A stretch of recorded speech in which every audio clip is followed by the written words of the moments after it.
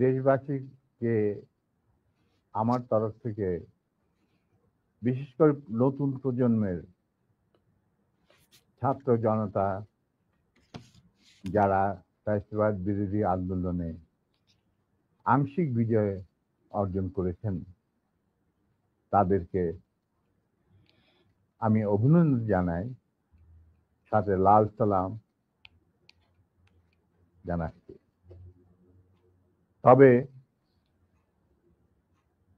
বিপ্লব একটা সমাজে, যে কোনো রাষ্ট্রে একটি চলমান প্রক্রিয়া। সেই অর্থে তাদের বিজয় কিন্তু এখনো পুরোপুরিভাবে অর্জিত হয়নি। তার জন্য আরো সংগ্রামের প্রয়োজন।